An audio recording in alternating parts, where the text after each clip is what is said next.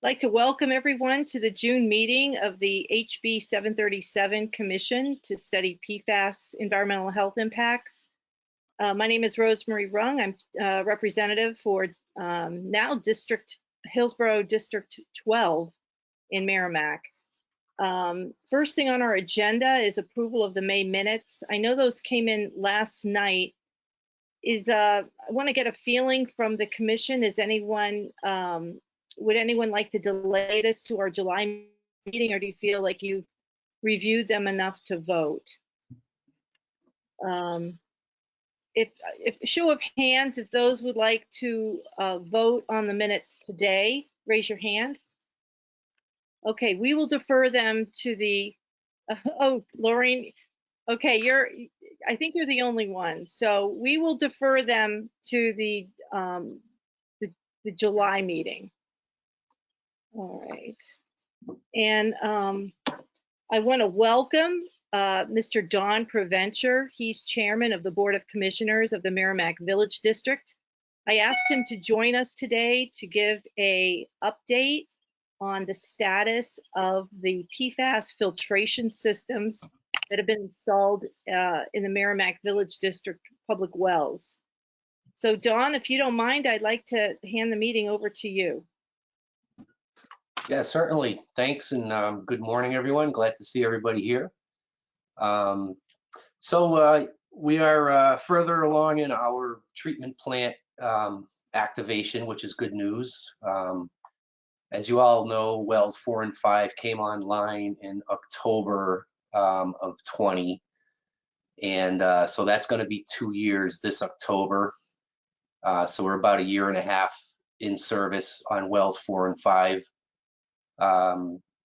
The PFAS plant for wells 7 and 8 that's located over in Hollis is online as of March. And that had a little bit of a delay because a couple of things happened. One of the vessels hit a bridge in delivery, and that had to be reassessed and make sure it was in enough shape that it was still usable, which it was. And then when we installed the carbon media at the beginning of the year, the carbon had some iron material that was present in it, and it was actually dispensing iron into the drinking water. So never got into the drinking water, but in the flushing process, we were detecting high levels of iron. That has flushed its way out, so everything was online in March. And we are also pretty far along in the construction in our wells, the treatment plant for well 2 and 3. Actually, well 3 is being replaced by a new well 9. I don't know if you guys are aware of that, but because well 3 was going to require iron and manganese treatment, we decided to look at a new well, and we installed a new well a little bit closer to well 2, and that new well 9 hit a very excellent yield and has good water quality. It still needs PFAS treatment as expected, but the iron and manganese are quite a bit lower. So we have an application into the DES for review of that well 9, which is essentially going to replace well 3. So the treatment plant that's being constructed at well 2 is going to be capable of handling flows from well 2 and well 9. And that's targeted to come online just before the end of the year, sometime late fall, before the end of the year. So at that point, all of Merrimack's source water, MVD source water, will be treated. And that's kind of where we stand now. We're still purchasing water from Pennachuck water system through our interconnect down at Pennachuck Square and Route 101A.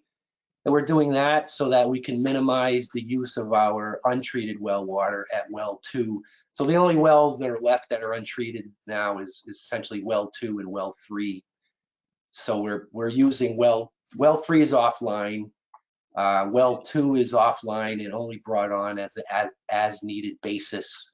But our primary demand is coming from Pennachuck, because that's compliant water, whereas well 2 is actually technically in most cases not compliant, but it's funny because we haven't been pumping that well too since October, but we still pump it on a monthly basis just to collect water samples. And there's a stark comparison when you don't pump well 2 and you only take a little bit of water for the sample you need for the PFAS. We're still doing monthly PFAS sampling. The last few samples have come back in the low single digits of PFOA.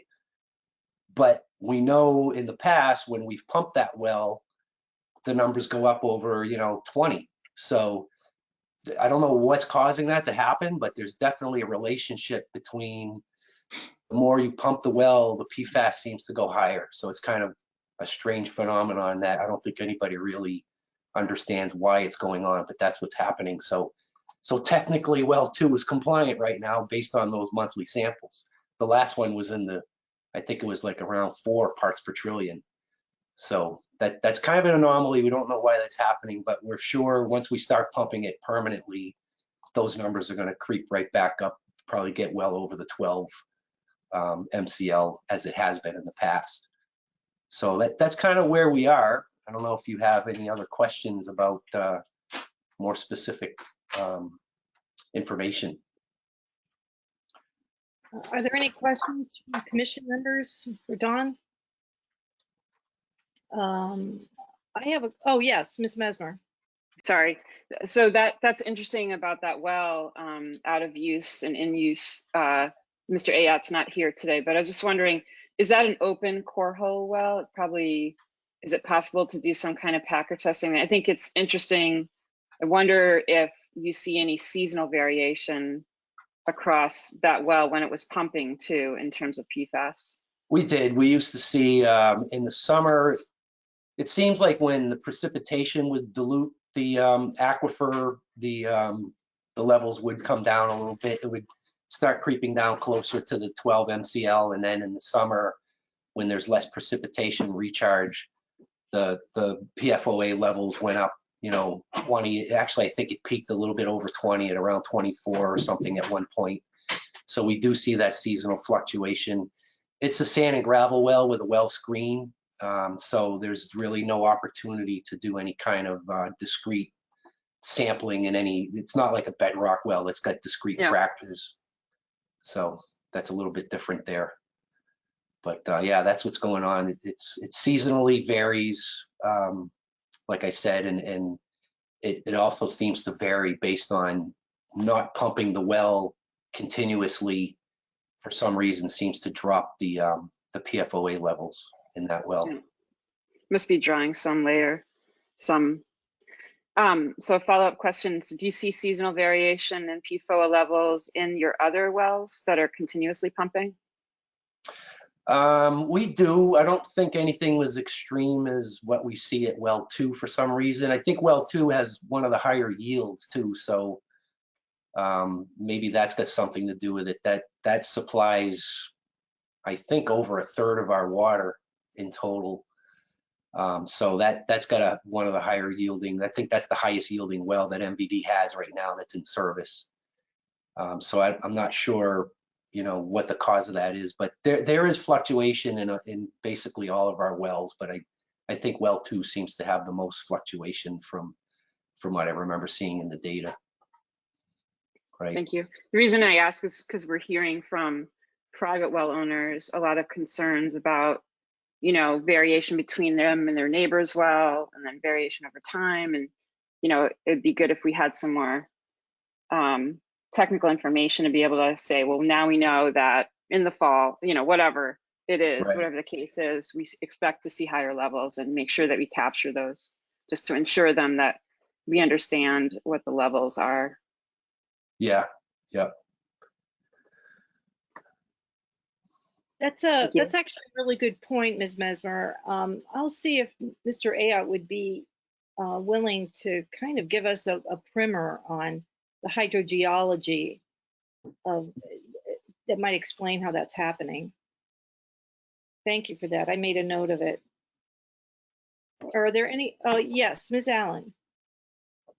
I think, Dawn, remember back with well 7 and 8, when we first learned about our contamination, they were offline because they had been going through the green sands treatment, I believe, right, for iron and manganese. And I think, wasn't there a pattern there before they were remediated that when they were pumping, they were pulling in more of the plume?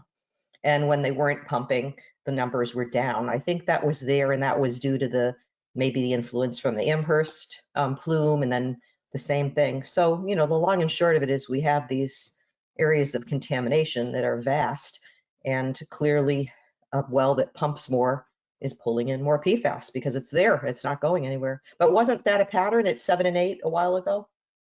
Yeah, again, it matches, what we're seeing at well 2 when you don't pump a well continuously, and then you only turn them on for, a short few hours when you collect the monthly samples.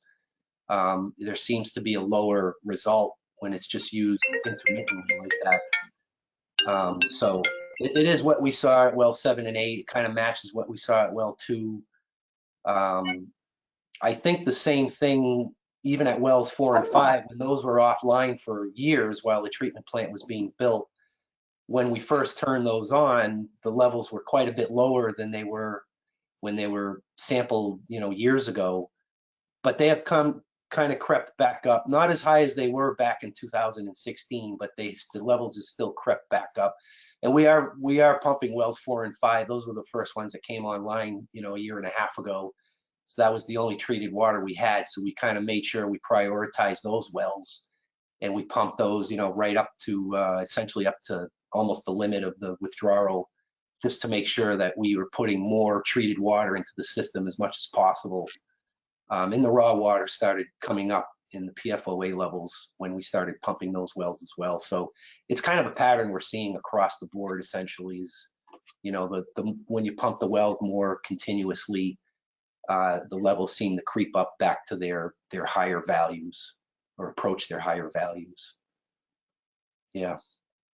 I just want to take a second to really thank you and to note to the commission and the public that our water commissioners have been immensely involved in this issue for the last few years, and they're not on payroll. They're residents that bring their skills, their time, and their knowledge.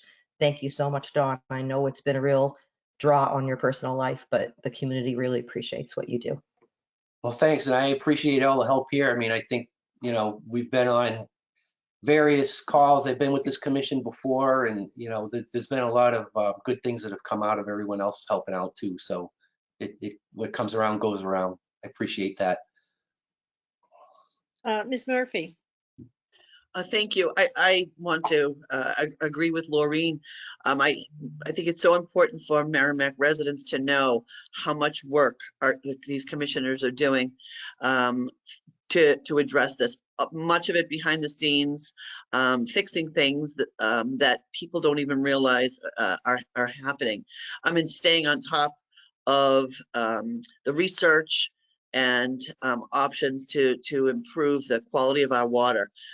So I know Dawn and I were on a call recently, again about options for water lines for Merrimack residents, and talking about rebates for options for this community. So one of the unsung heroes, and I just think it's really important for people to recognize who that our commissioners have the backs of the community here. And so thank you so much, Dawn, for you and the other commissioners for everything you do.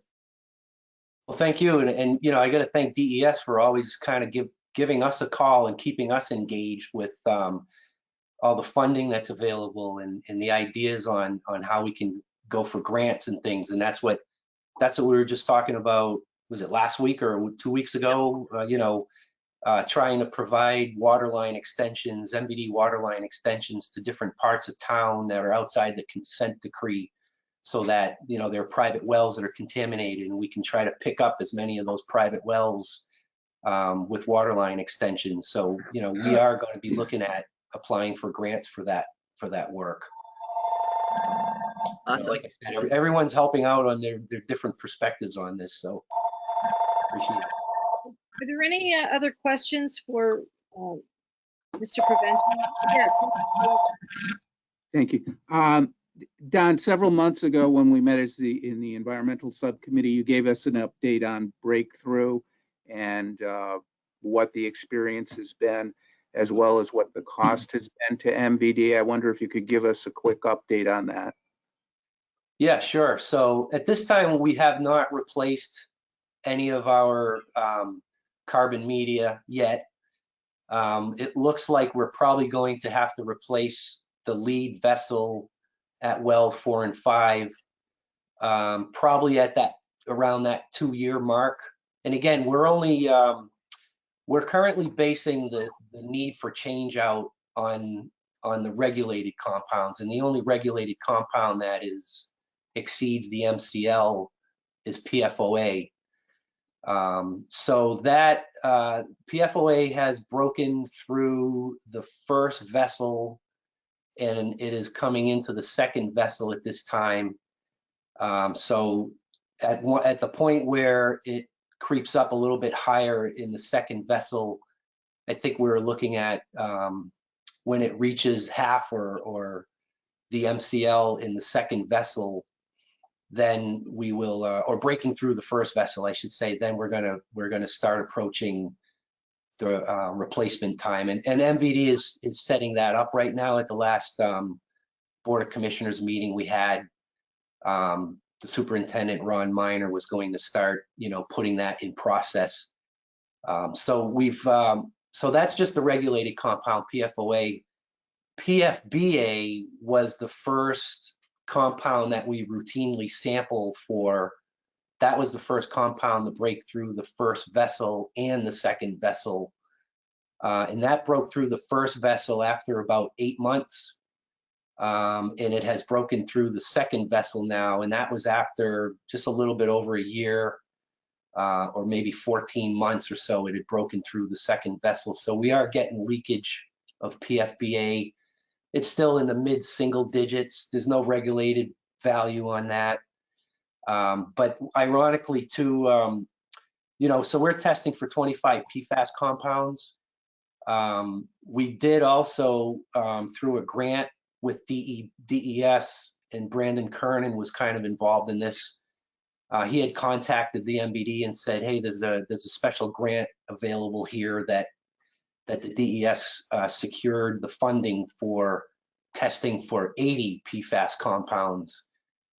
So we said, yeah, let's do that. We want to see what we're missing, what the 25 compound panel is missing. And sure enough, they did testing on the 80 compound panel, and there was a detection of a compound that's not detected in the 25 panel. That's PFPRA, and that actually had broken through the second vessel as well. So, and I think that in retrospect, it looks like that compound broke through before the PFBA broke through, because it was at a higher level. It almost was like equivalent to the raw water, so there was effectively no removal of PFPRA. I think it removed from 8 down to 7 parts per trillion or something like that. So that tells us that it had broken through, and it was far along on its breakthrough curve where it was almost essentially not being further removed anymore. So we don't really know what other compounds are out there, even beyond the 80 compound panel. It's possible there could always be more. But again, they're not regulated compounds. And the thought process is that at the time, the rest of our wells were not treated, and they were going into the distribution system like wells 2 and 3 previously last summer. So we decided we're going to base our replacement of our media based on the regulated compounds until all of our wells have treatment. Then we're considering proposing a warrant article in March at the annual meeting coming up next year to find out if the ratepayers want to basically pay 3 times the O&M costs to remove the media after 8 months instead of letting it go 2 years. If it goes 2 years, you're going to have breakthrough of the non-regulated compounds. if you want to remove all of the compounds that we measure, you're going to have to basically remove the media, replace the media at 8 months. I don't have a good projected cost on that yet because we haven't actually paid to have the media replaced yet, but I want to say it's going to be something over 100,000, and it depends on what you add into those costs, right? If you got the labor of the staff, the disposal, the trucking, all that stuff together, you know, you're over $100,000. If it's just the cost of the media, you know, I think you're at something a little bit under $100,000. You know, but when you start looking at all of our 3 treatment plants that we're going to have, that's where that $400,000 annual number was coming from when you look at all of our treatment plants together. If in fact we are going to change the media out when the first PFAS that we measure breaks through, which is PFBA, you know, you'd be looking at an 8-month replacement frequency, because that's about the time where you start getting breakthrough of that PFBA compound.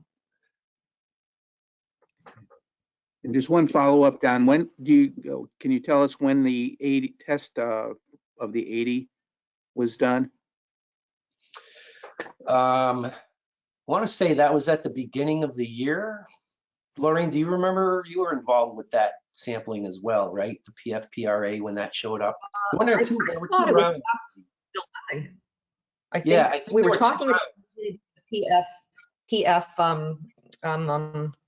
PFPRA. We were talking about that, and we retested for PFPRA the beginning of this year. But the Right. 80 panel, I believe, was July of last summer. So Right. it's complex, as we can see from hearing you. You know, as ratepayers and residents, they're impacted. We're paying for what we did not cause, right? Right. Yeah, so we did a follow-up on that, just to be clear. The first round was back last year, as Lorraine mentioned. And we wanted to confirm, I think we got a really high number at one of the, I think at your residence, Lorraine, was like 40 or something, 42. And that just seemed to really confuse everybody about where that is that really real? And I think it was followed up with a lower number, but it's still present, you know? So that's why we did 2 rounds there. We wanted to confirm what we saw in the first round, and it was still confirmed to be present, not quite as high as that number, but it was still present. So you always kind of wonder what else is out there, because we don't really know what the companies are using, the PFAS users. We don't really know what they're using, so it's kind of hard to know what to test for. The fluctuations are troubling, especially in an unregulated contaminant, because we all know PFOA is our primary exposure, and it has been historically. That's undisputed. The PFPRA from my raw water on the outside spigot was 4 times the PFOA, and that was really stunning to me when I thought about what that meant to myself, my family, and community members. And it was really a stunning find. So the recheck in the winter was lower, but it was still there. And as you said, it looks like our media may not be taking it out at all or minimally. So that's an issue that is not on the radar of the nation. Looking up PFPRA, I did discover that for people who are following what these are, it's what's called a C3. It's a shorter chain PFAS, and it's a replacement for PFOA. It also is found in bottled drinking water. And when they test for it in large, we don't read those numbers at the highest significance in most cases. So it's there, and no one really knows it.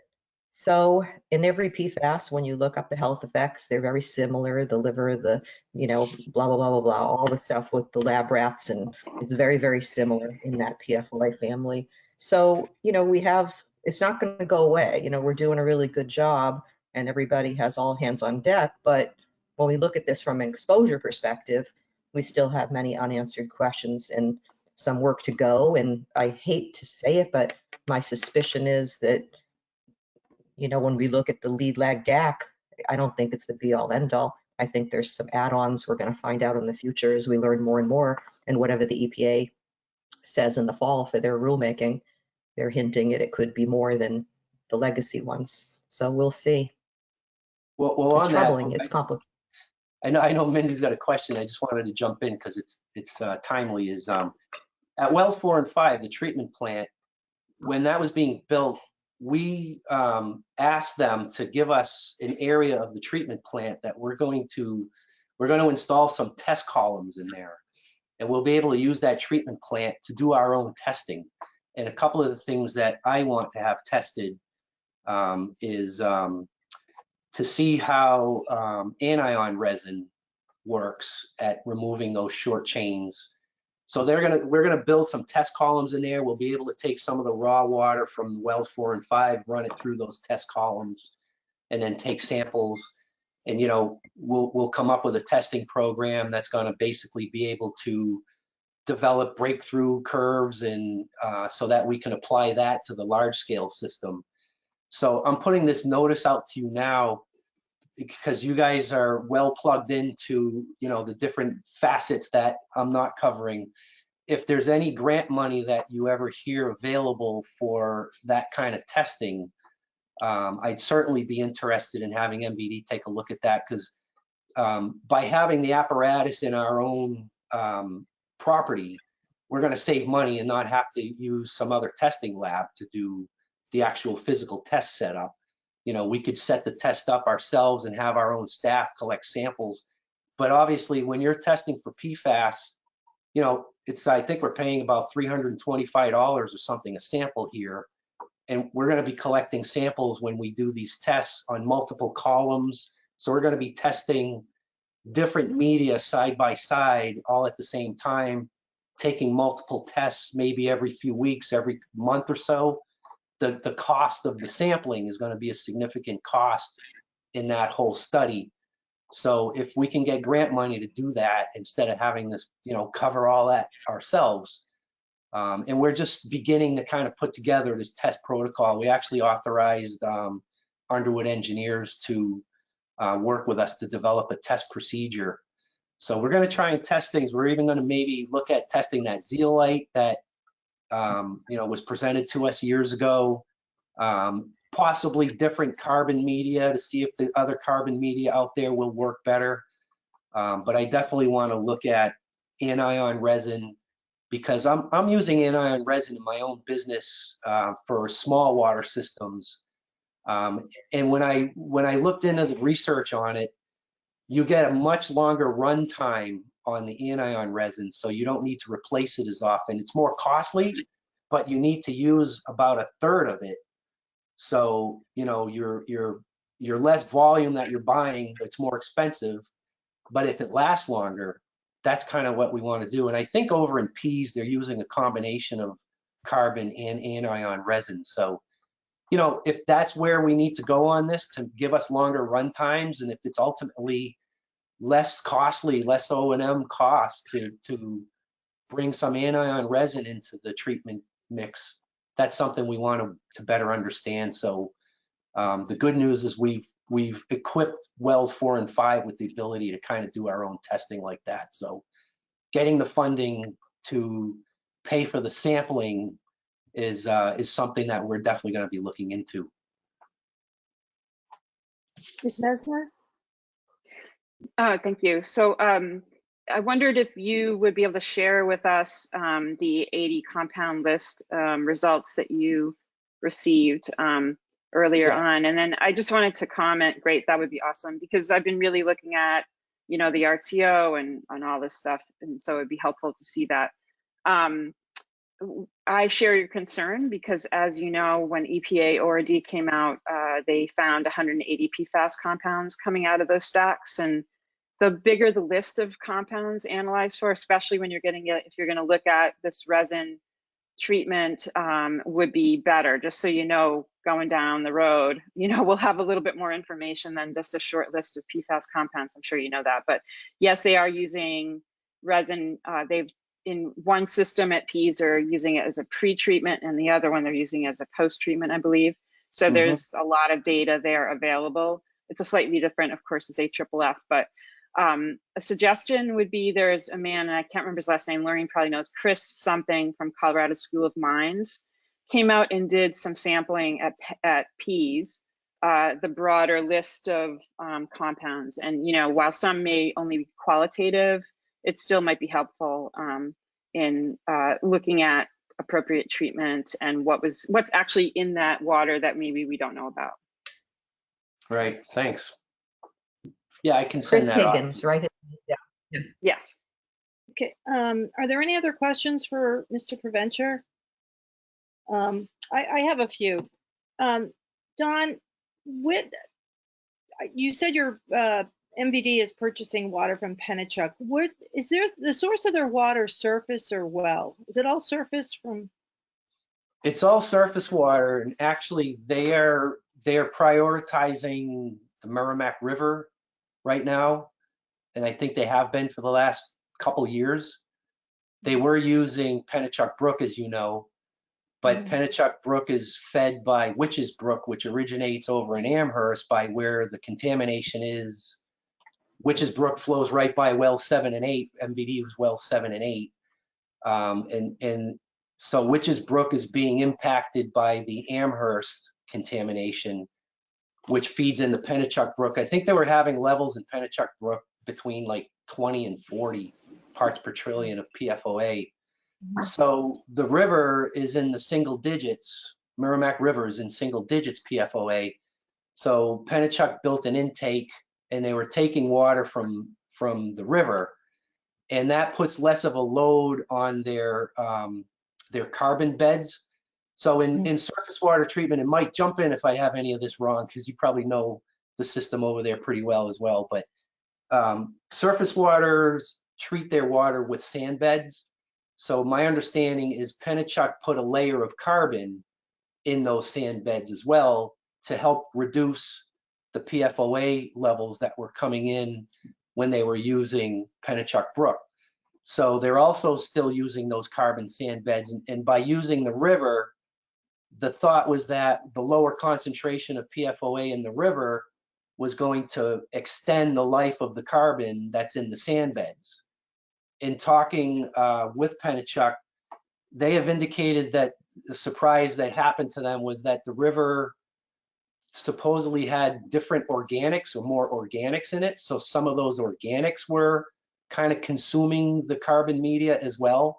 So it's a bit of a trade-off there where, you know, by using the least PFOA concentration water in the river, that water is actually still kind of, you know, exhausting the carbon sand beds as well. But my understanding is that they're prioritizing the Merrimack River. The low concentration of the PFAS in that river is working out well, and they're kind of trying to do their own testing and find where the best performance is as far as the trade-off between the organics and the PFOA levels. But we are purchasing water. We went to the PUC for a reduced rate. I want to say it's something in the order of like 62 cents or something per 100 cubic feet. You know, and if we were buying that retail without the reduced rate, the temporary reduced rate, we would be looking at a number that's I think over like $3.50 per 100 cubic feet or something.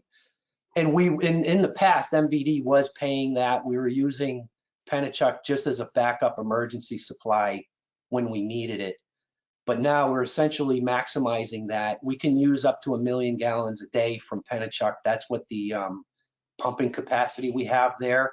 So we're prioritizing that first. We're making sure that we're using, if we need it. We haven't really needed it up until recently, but if we need it, we'll take the full 1 million gallons a day from Pennachuck first, and then we're only going to turn well 2 on if we can't keep up with the 1 million gallons of Pennachuck that we're taking from there. And now, as you know, that we've got well 4 and 5 on, we got well 7 and 8 on too. So that kind of took some of the burden off. We're still more, I don't want to use the word profitable because MVD doesn't really make profit, but we're still making more money by using our own sources when we can. But we've got a significantly reduced rate through the PUC, and that's only going to run until the end of the year. The thought process was as soon as the treatment at well 2 and 9, as soon as that comes on by the end of the year, then we're going to go back to being self-sufficient. And at that point, that temporary rate reduction is going to be expired. Okay, so if we were asked by constituents, what is the quality of water coming out of the tap from MVD? Is it pretty consistent now throughout the town? I know when the PFAS treatment at 4 and 5 went online, those folks that drew from the north part of town were a little more advantaged just because the mix favored them. But would you say that everything coming out of MVD now is within the MCLs? Yeah, it should be, because we don't have well 2 on as long as Pennachuck is below the MCL, and we are sampling. We've actually included that sample at the interconnect pump station in our monthly sampling. So we're collecting monthly samples there just so we know what's coming in from Pennachuck. I think you're still seeing basically non-detect water over in the northeast portion of town, because again, that's preferentially being supplied by the treated water at wells 4 and 5. On the southwest side, which water coming from basically Hollis from wells 7 and 8, that's non-detect as well. But that's also where the Pennachuck interconnection is. So that's mixing with the Pennachuck water. But the Pennachuck water's been, in the single digits basically for most of the time. So when you mix with that, you're still going to get water that's probably less than 5 parts per trillion of PFOA. There was a little hiccup too, I should mention, in February. If you remember, we actually had some really, really cold weather for a few weeks in February. That caused a problem in the intake, a temporary problem with the intake of water from Nashua in the Pennachuck system. It was some ice crystals or something that were forming in the intake pipe that were kind of clogging the intake pipe, to make it a simple explanation. So they actually had to go back and start taking water from the Pennachuck Brook again, which has higher levels of PFOA in it than the river, as I explained before. And that kind of seemed to overload their carbon beds. It occurred at a time where their carbon beds needed to be changed out. So it was just bad timing, where the additional PFOA load passed through the carbon bed. And we actually did detect water in the sample that was in the interconnect from Pennachuck in February. I think we got a sample that tested at like 13 parts per trillion for PFOA. So it was technically just barely over, the 12 PFOA limit. But that was only for a couple of weeks. The weather changed and they were able to go back to the river. And once they used the river seems to be pretty consistently below double digits. So it's compliant. It's essentially, the river water is typically compliant with PFOA in its raw water state. Okay, and thank you, Don. I have another question. Probably Mr. Wimsatt might be able to answer this one, but the PFPRA, is that a raw material of Saint-Gobain? Has they given DES like a list of all of their PFAS that they use in their process? I'm just wondering the source of that, if that's in a raw material, or maybe I don't know. Our air division certainly has a lot of information about the raw materials that are used, and that's something we could take up. I'm not sure the answer to that specific question. There's a lot of confusion about the PFPRA. There's a lot of work that's gone on that Brandon Kernan is very familiar with. I'm not quite as familiar with it, but I think maybe it would be helpful to kind of help put some context on that. Maybe at the next meeting, I can either get some information, or we could have Brandon talk about that. I apologize. I've been trying to kind of break in here because I have to leave this meeting in about 10 minutes.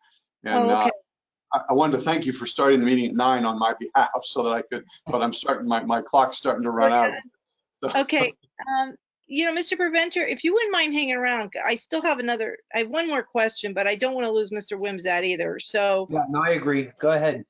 Yeah. Mr. Wimsatt, would you like to go ahead and give an update from DES before you depart? Yes, I would love to do that. And actually, as part of that, I was going to have John Patali start. You may recall that last time there was a request to have him come and speak about some of these unregulated compounds, how we're monitoring those, and what we know about, as information and health information develops on those compounds. But I think what I'd like to do is I'll go ahead and give as brief a presentation as I can, and then I'll turn it over to John to give his presentation about that. He probably only has about 5 or 10 minutes on that, if that works okay for the chair. Yep, sounds great. Okay, so as far as DES's update goes, as we discussed at the last meeting, we had announced on April 18th that we'd entered into an agreement with Saint-Gobain for the provision of alternate water for homes located within the consent decree area. And at that time, I went over about 353 homes for which specific remedies were proposed, either water lines or POET connections. And then as part of that agreement, they were also required to provide a proposal by the end of April for an additional 650 homes, which they did do.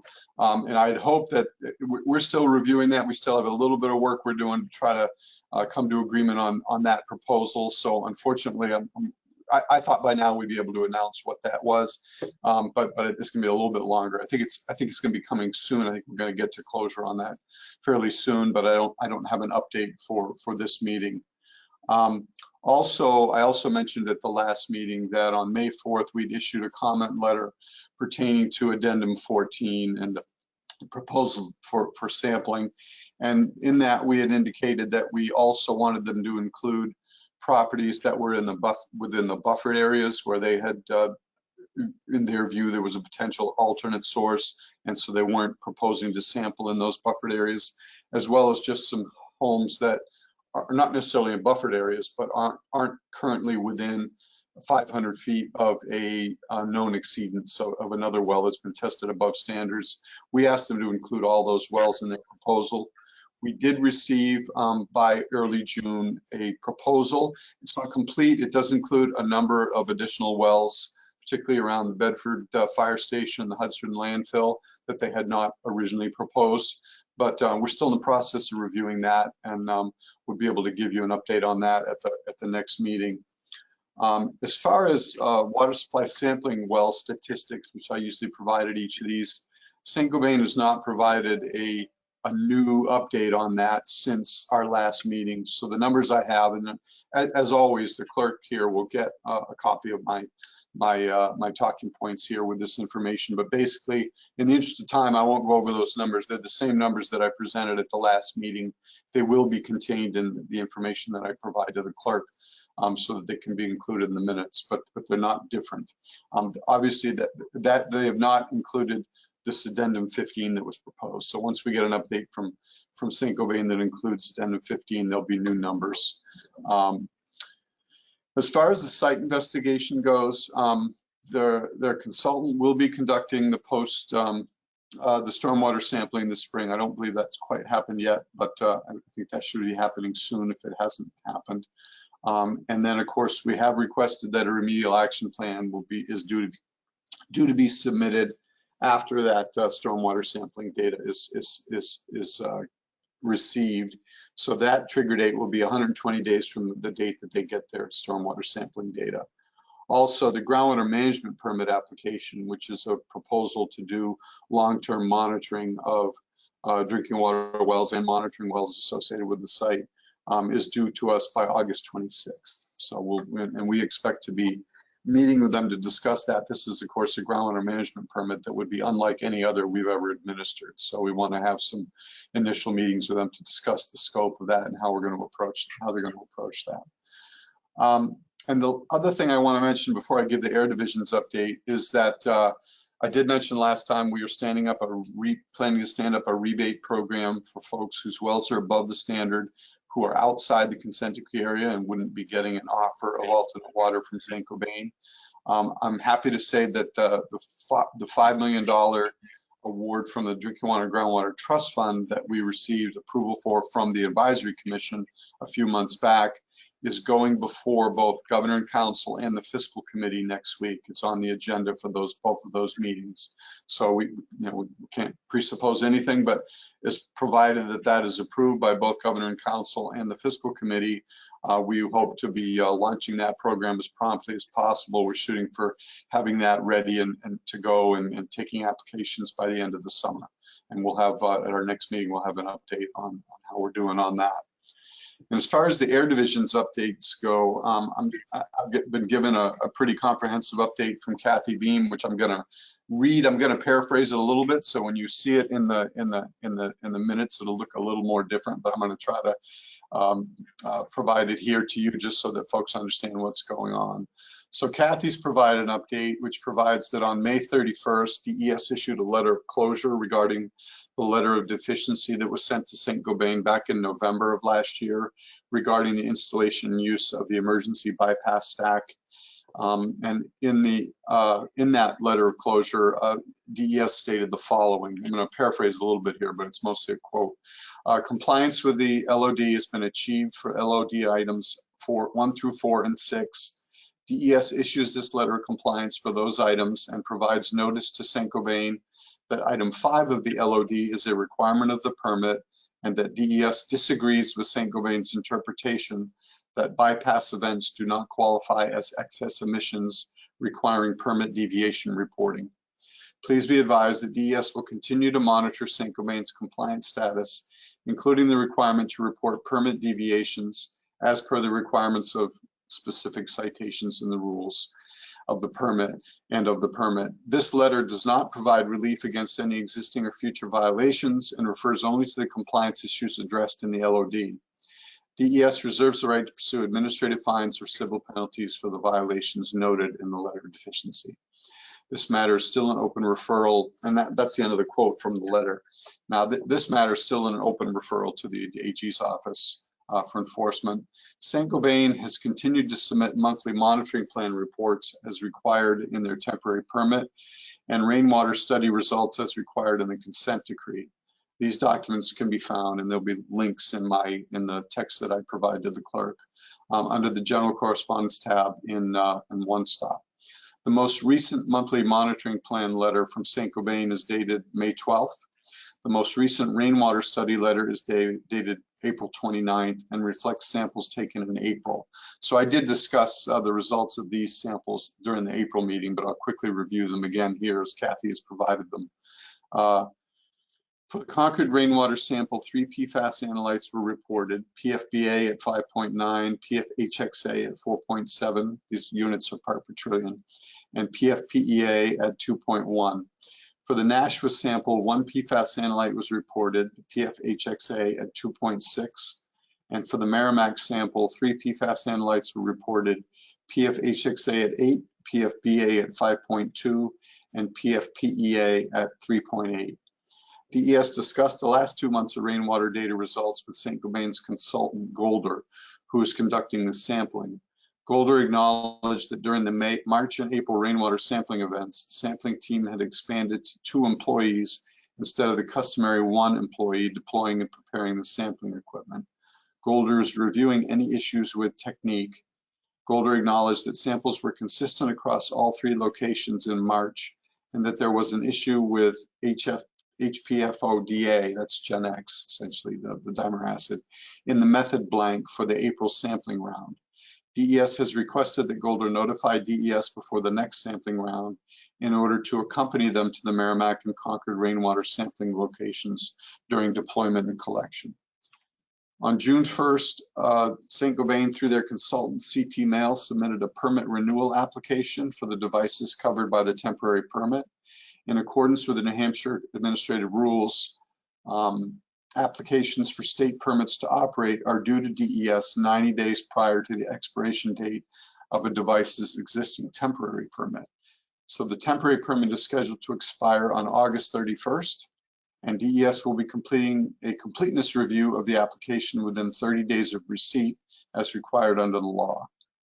So that's, I apologize, it's pretty dense, but I wanted to just read that into the record here. And again, all of that text will be provided with appropriate links to the documents in the notes that I provide to the clerk for this. Thank you, and Mr. Wimsatt. I don't mean to break in quick, but Mr. Badazian is the clerk today. Oh, okay, great. So I will forward that to you, Chris. Okay. Thank you. And at this point, I do need to take my leave very shortly here. I'd be happy to take a question or two. And then I'd probably like to turn it over to John Vitale. Ms. Mesmer? Thank you. So you said that at the very end, you said the temporary permit. I think I missed the beginning of that. Does that mean the air permit? Yes. So at that point, will DES reevaluate the number of PFAS compounds that are regulated in the permit to comply with the new state standards for the additional 2 compounds?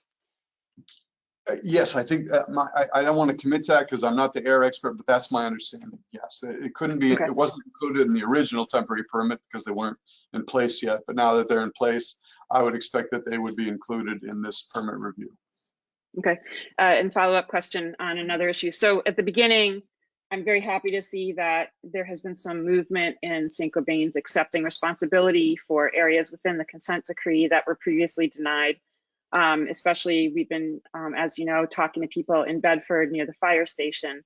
And from those residents, they were denied any coverage whatsoever as of even the end of May for this issue. So many of them have gone out and collected their own samples. They've even bought bottled water, or perhaps they've even installed a system in the last few months because they were tired of waiting for the problem to be fixed. So I wondered, and many of those people are asking me, what do I do now? So some have decided that they've spent money on sampling and they've gone to Saint-Gobain requesting reimbursement. So I wondered where that all stood. So the residents in this area that were previously denied sampling are now going to be afforded sampling by Saint-Gobain, correct? I think the answer is in part. I don't think it's a complete reversal. I don't believe that they proposed sampling all those residents inside that particular buffered area, but they have proposed some. So this is still, as far as DES is concerned, this is still not reconciled to our satisfaction. But the list that they provided in to you, those homes will be sampled, right? Right. I don't see that on the list. Okay. We wouldn't approve that proposal, certainly. Okay. So the process for these homeowners would be go to Saint-Gobain again and say, we want you to sample, we want bottled water, et cetera, at this point?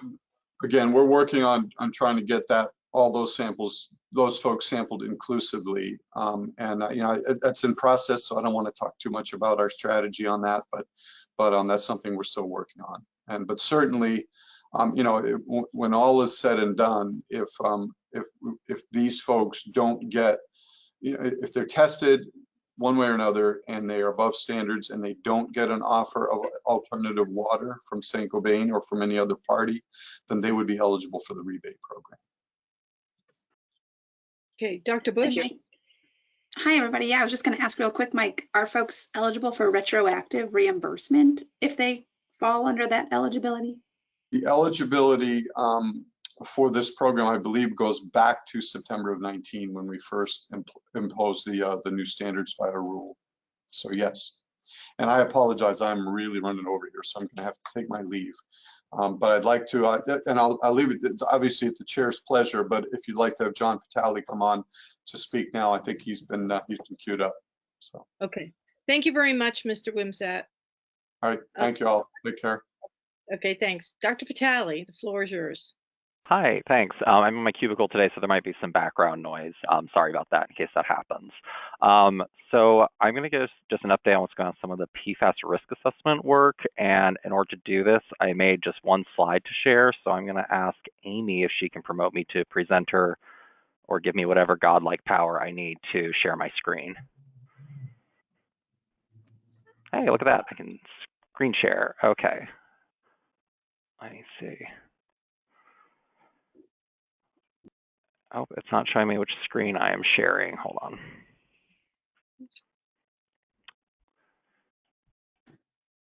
That was just not presenter view, John.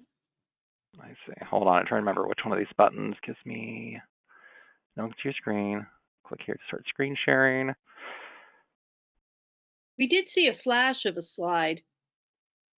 Nope. Do you see a picture of a dog right now? Yeah. Yep. Okay. Do you see a slide? There we go. Yep. Okay, I'm sure my screen probably gave everyone anxiety when they saw my organization. I know.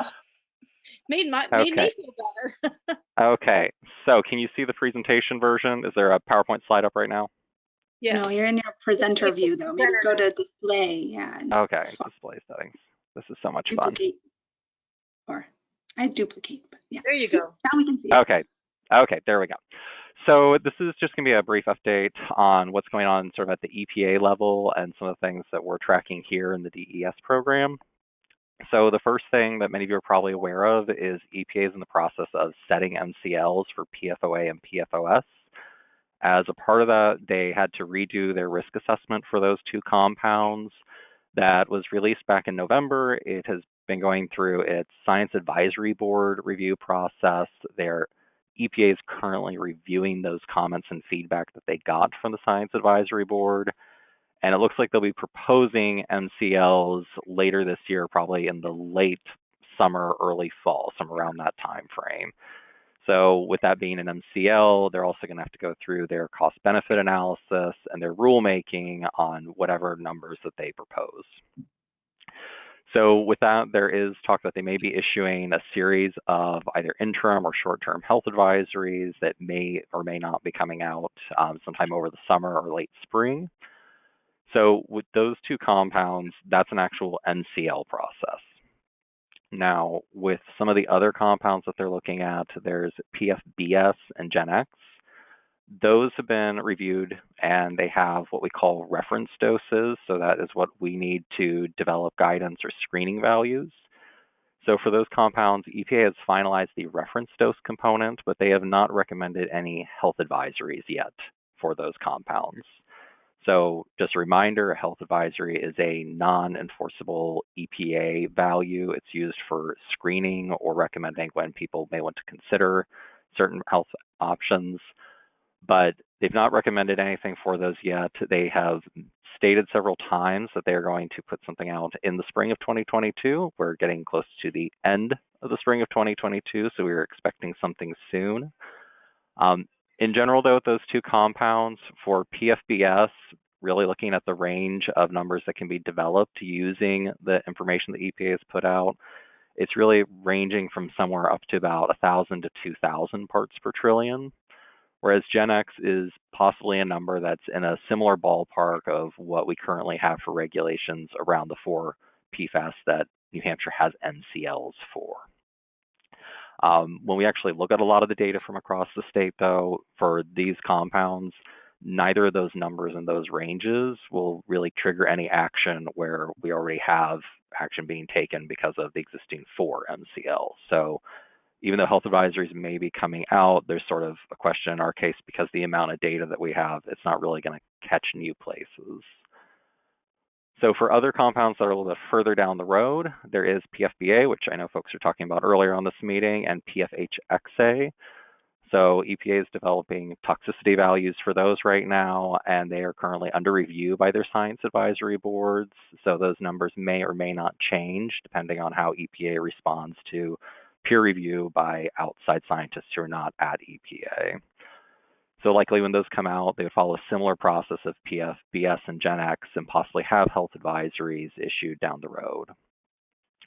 And then finally, there's 3 other compounds that EPA is looking at just based on which ones do we actually have decent data for. And that's PFHXS, PFNA, and PFDA. So that's the 10 carbon, so slightly longer, kind of similar to PFNA. And EPA is also trying to figure out what grouping tools may or may not work for PFAS. So all of these are still under development, and they should be coming out as drafts or basically going to public comment and review somewhere between 2022 and 2024. That is the tentative timeline for EPA. I think as we all know, especially over the last 2 years since 2020, if weird things happen, then it may redirect their efforts and that may change these timelines. So as far as what the DES Environmental Health Program is doing, one of the things is we are tracking these and we're reviewing any of the draft documents that are coming out, trying to review and follow and understand what science EPA is picking and not picking. But one of the things we're trying to focus on too is understanding as we have more values that we can actually adopt with looking at drinking water values, also how does this apply to other media? So we're trying to understand how to apply for risk assessment at impacted sites, at Superfund sites, just trying to understand how does this impact other areas and what other tools should we be using for screening. So with that, that's really my brief update, and I can open it up for questions. Thank you very much, Dr. Vitale. Are there any questions from commission members? I have one. Thank you for the update on what action's being done on specific PFAS compounds, but do you get a sense from EPA if they're taking more of a bird's eye view about regulation as a class? Yeah, so that's where the grouping tools comes in. And really the issue that EPA is running into is there's the upstream component of what's being authorized and going onto the market and are being used in products and what's being okay for companies to use. And then there's the actual issue of where do we do risk assessments at? Where do we reduce people's exposures after this has been on the market for years and it's in the environment? Where are we going to throw resources to reduce risk? And the problem is grouping doesn't work across both those domains. You can't have the same grouping approach. And that's one of the reasons EPA has been struggling for the last years to come up with something. And what it's looking more like is it may be that within those two domains, so there's different grouping approaches, but even within that, they may be coming up with different recommendations on how to do grouping for risk assessment. And they may actually come up with different methods for certain media.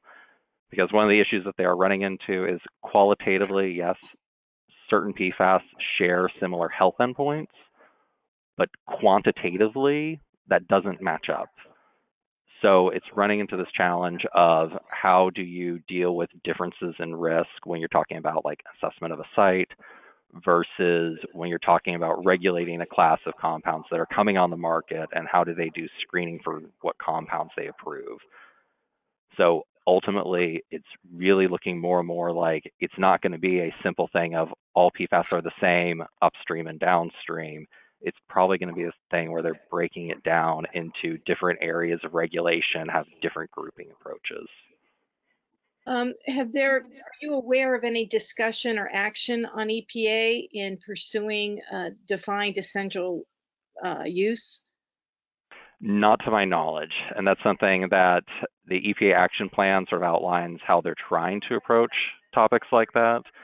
But to my knowledge, it's really sort of in the same stage as the grouping approach, where it's a lot of questioning, what is that essential use? How do we define that? And I don't really expect something to come out quickly. Thank you very much. Ms. Mesmer? Thanks for that update, Jonathan. So that's a lot of EPA info. Our neighbors, Vermont and Massachusetts, have found their way to regulate some of these, especially PFBA and PFHXA, and wondered how that fits into the calculus, because they've done so successfully. So just wondered. I mean, I know it's always the fallback position to look at what EPA is doing, but EPA isn't known to be super proactive on actually coming to decisions on these. So, where we already have active known exposure to these chemicals in New Hampshire, I just wondered if, I know DES opposed our efforts this year to add those to the list, or two of those, and then another one to the list that was breaking through in Merrimack. So could you update us on that and how those other states have found their way to? You're muted. There we go. So for PFHXA, one of the things that has been challenging is both PFHXA and PFBA do not have the same half-lives as the other compounds. So from a risk assessment standpoint, like from our program's view, it's really hard to say that they have the same level of toxicity as the other compounds. For Massachusetts, with the longer chain compounds, they did some modeling where they came to the conclusion that they're similar. They didn't have data for PFHXA, so they just included it as a policy decision. So that wasn't really a science, that wasn't a risk assessment calculation that got down to that number. That was a sort of policymakers making a decision there. And that's something that for our program, we do risk assessments. So we have to follow the data and what evidence is available to us. Similar with PFBA, EPA has been undergoing research with this. We also know that there are other studies coming out, and that's one of the reasons that we're trying to follow to see where is EPA's final PFBA number going to come out relative to some of these newer studies that have been found. And we're wanting to rely on that if we're going to make any kinds of recommendations. So that's one of the reasons that we haven't just been following with, as soon as there is something out there, we're going to jump on it, because even with other states that have looked at regulating PFBA, really, when you look at the risk assessment piece, it's like PFBS. You're up in the high hundreds to thousands is where we would expect to see risk from that compound. So it's not really going to add an immediate action at sites where we already have action being taken over PFOA, PFOS, PFHXS, or PFNA. Thank you. Are there any other questions? Ms. Mesmer, are you all set? Okay. Oh, yes, Mr. Preventure. Yeah, I just had a quick follow-up on that PFBA. Laureen had provided a copy of the ERG's report, external panel peer review of EPA's draft IRIS toxicological review of PFBA and related salts. It was issued on May 24th. I don't know if you had a chance to look at that or not, but I haven't. But I was just curious if you had looked at it, what your thoughts were. Does it change any understanding of the toxicity of PFBA in your perspective? I don't know if you even had a chance to review it yet or not. Yeah, so with PFBA, really one of the big sticking issues, and this is something that hasn't really, the Science Advisory Board that has met over the PFBA recommendation by EPA, it was a public meeting. It was something that those comments were submitted as a part of that. So that was something that was reviewed in that process. There's a whole packet online that contains comments from that group, comments from other groups. That's one of the things, like, we sort of have to track everyone's comments and see what's going on. One of the big issues around, it's one of the things that's very much debated around PFBA is how bioaccumulative it is, because with a lot of the PFAS that we regulate right now, the thing that drives the numbers being in the teens for parts per trillion is how cumulative these are. And one of the big arguments that a lot of these groups are trying to make is that, well, actually PFBA is accumulative because it just accumulates in different tissues. And that was all based on a single study from Spain that looked at some human cadavers and found high levels of PFBA in lung and kidney tissue. But last year, and there's actually some more studies getting ready to come out, have found that it was very likely that that detection of high levels in those tissues was an artifact of a natural fatty acid. Sorry, one second.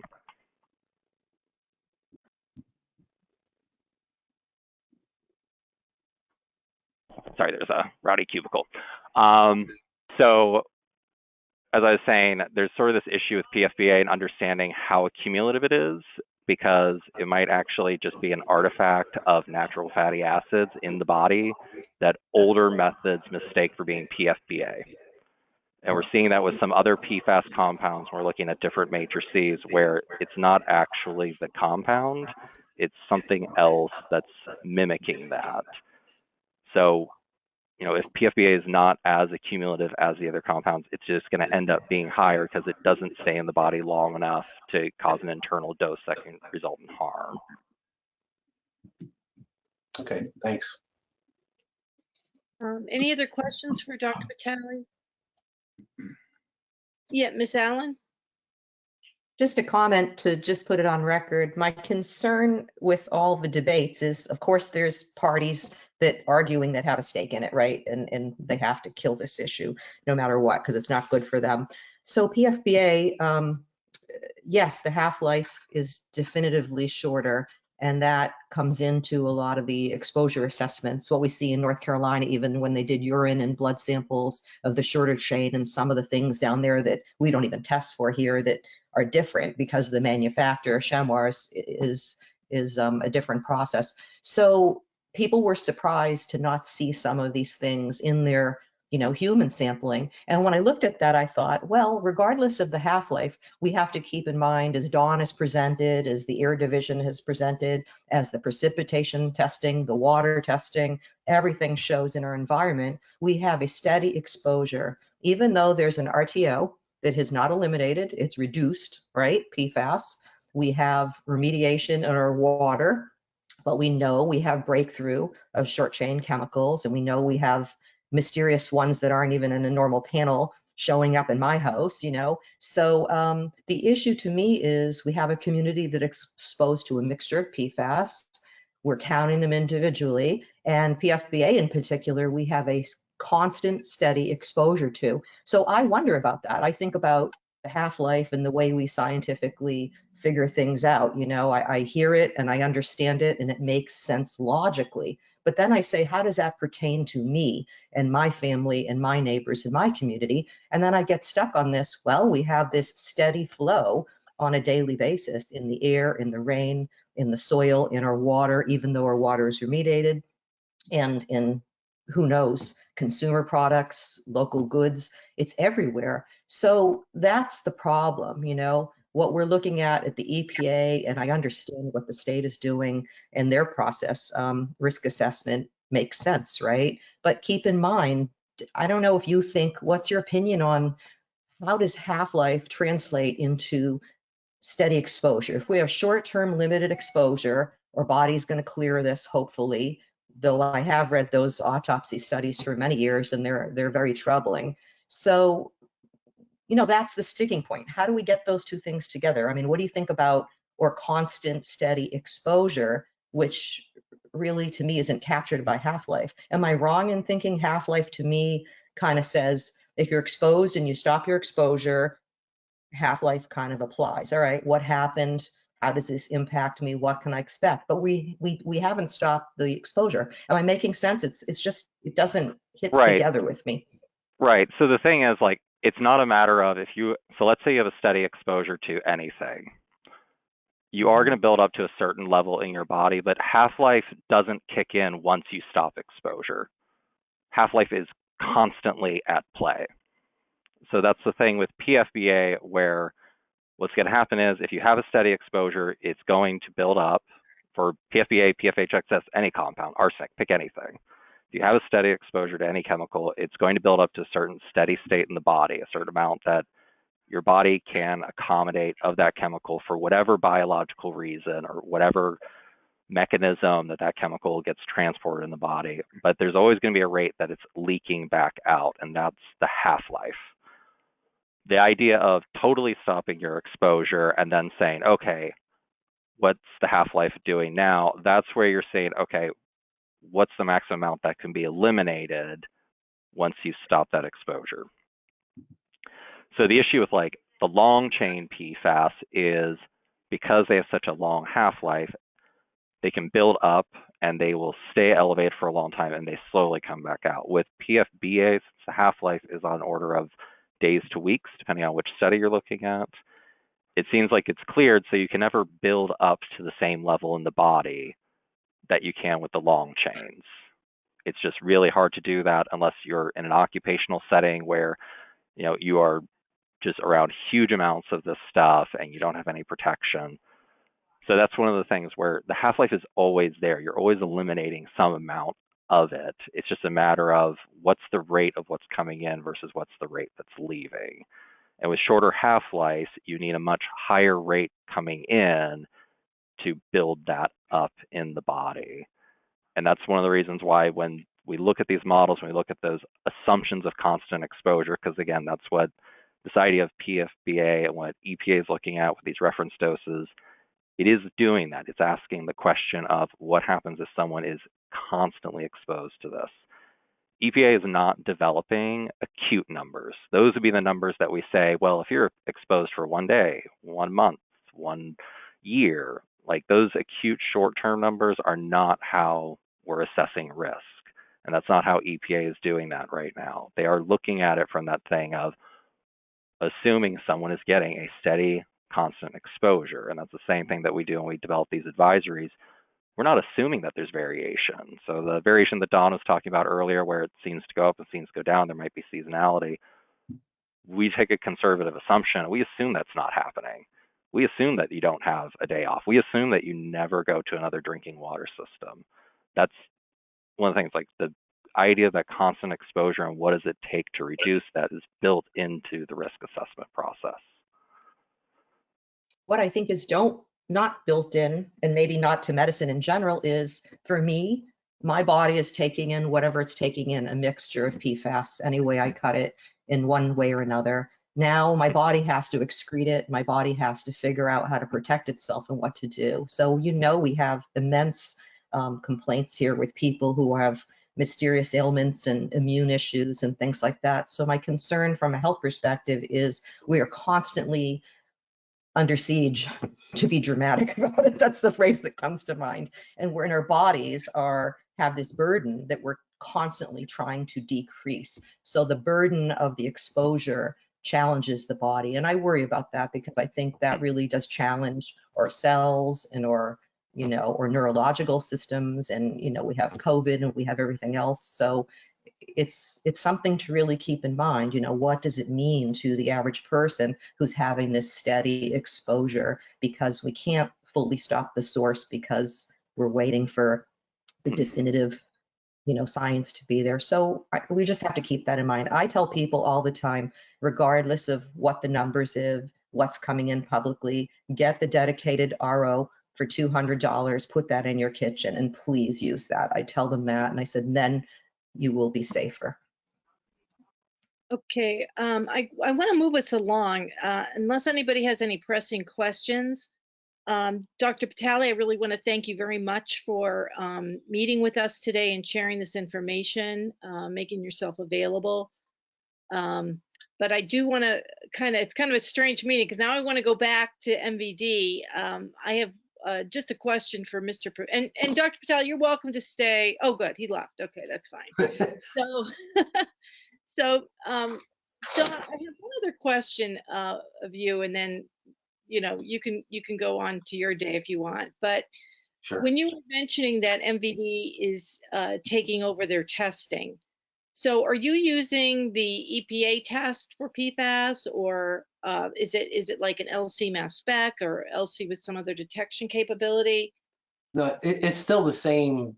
We're still using outside testing labs, the Eurofins. It's still the same testing. What I was talking about is if you're referring to what I was talking about with our own test columns in the Wells 4 and 5 treatment plant, we're going to be running our own sort of experiments. But part of those experiments, we're going to be collecting samples and running them to the lab for testing. It's the same testing we've always been doing. It's just that the cost of the testing, the amount of testing is going to increase with those experiments that we're going to be running. I don't know if that answers your question. Yeah, I think I misunderstood. I thought you were taking the capability of actually conducting the not so much the sampling, but the actual analytical test. No, we're not getting in the middle of that. So I was thinking, actually, I think that might be a good opportunity for the state to run its own tests, but it's a big project to do that. Okay, that's all I had, and I don't see any hands up. So thank you very much, Sure. Mr. Venture, for meeting with us. You gave us some really good information. So Thank you. And The one thing I was going to ask Mr. Patale before he left was, I guess, and I wanted to confirm I'm understanding this correctly, and I don't know if you guys are in the same perspective that I have, but it looks like the DES is looking at each individual. Oh, good, you're still on, John. I thought you were off. Glad you're there. Nope, just jumped off camera. Oh, good. It sounds like we're still evaluating each individual PFAS compound's toxicity on its own. And I guess, correct me if I'm wrong, but I don't think that the risk assessments are looking at them cumulatively.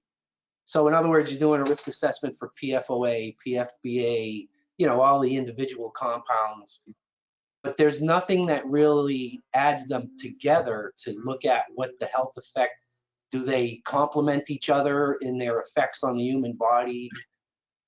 I don't think that that's being, and I don't know that that can be conducted. So in risk assessment, there are tools that we can use to basically look at multiple risks from different angles, and that depends on how the chemical works and how it causes its effects. So there are tools to do that. The problem is, like the rest of risk assessment and a lot of other processes, it's imperfect. So one of the things we're very reliant on is having data to show how chemicals might interact together. So with PFAS, there have been some studies that show that they sometimes on some health effects may or may not work synergistically. But one of the challenges is that with the human epi studies, those are conflicting, so it's hard to pick which way that they might be working synergistically. But there's also studies that are starting to come out that are showing that some of these may actually be antagonistic to each other. So they're competing for the same sites to have effects, or they're competing for the same spots in the body. So the problem is it's sort of a wash right now, and we're not sure which way is the most accurate way to make those assessments. The other issue too is because of how different some of the PFAS are from each other and some of their health effects and the doses at which they cause effects and the way that they move around and can accumulate in the body, they're almost more comparable to other chemicals. So it would become a situation of how do we assess all of these and relative to arsenic, manganese, disinfection byproducts, several other compounds that may be present. So it creates a lot of uncertainty. And that's one of the things where in several cases, so like with Minnesota, Michigan, New Jersey, several other states, EPA on several compounds, we've done an individual one to address the compounds that we have adequate information for, and we can make confident assessments and decisions about. Some other states have taken the approach of doing grouping, and that comes down to a risk management decision. That's a policy decision. That's something that right now we can't quantitatively or based on evidence support that approach. So it is frustrating. We do realize these occur as mixtures. We're not ignoring that, but it's also the question of what can we take and defensively put forward, acknowledging the whole body of literature. Like our program does not have the convenience of picking and choosing which studies we want to review and ignoring things that disagree with us. Like we have to incorporate the whole body of literature. Is So that that's set the by issue. the rules? Is that limit that is that policy set by the rules that are in place, or is that just an elective policy that's in place? So that comes in based on information on the chemicals and like risk assessment and recommendations that we can provide around that if we have evidence that they're interactive. But it's also just a level of, for example, with Merrimack, you're discussing if PFBA is going to be an issue and if you're going to act on it.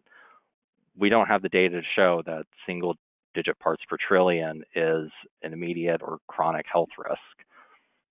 We just don't have the data to show that that is able to interact with PFOA or the other compounds in that way. So that's something, if that's a decision on policy level, that's not something that we can actually back with where the science is right now. Okay. Okay. Any other questions? All right, then thank you very much, Dr. Vitale. Thank you, Mr. Provencher.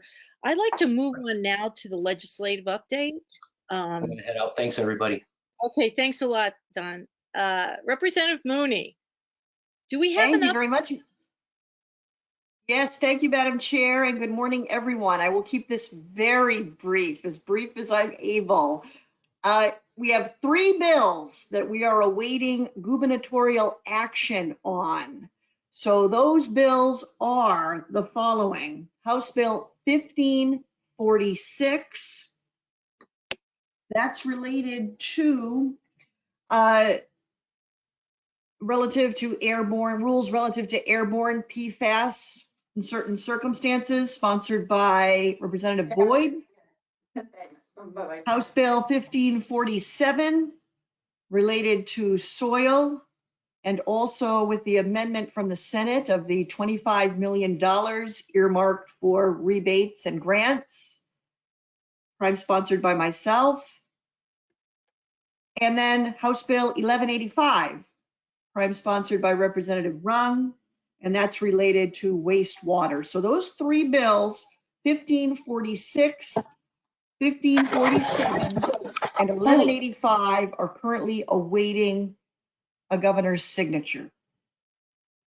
That being said, I just want to point out House Bill 478, which received an interim study recommendation from the Senate after quite a 2-year ride of getting through the House and so forth.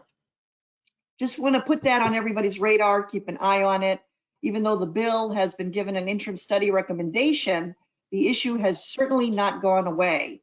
And that's related to operation and maintenance of wells 4 and 5 that Commissioner Provencher referred to in his talk today beyond the year 2025.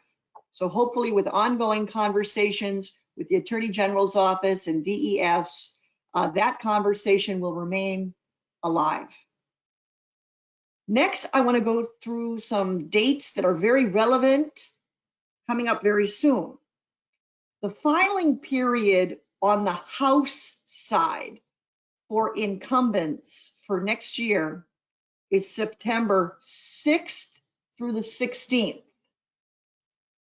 Then another filing period on the House side for all elected members is November 9 through 22.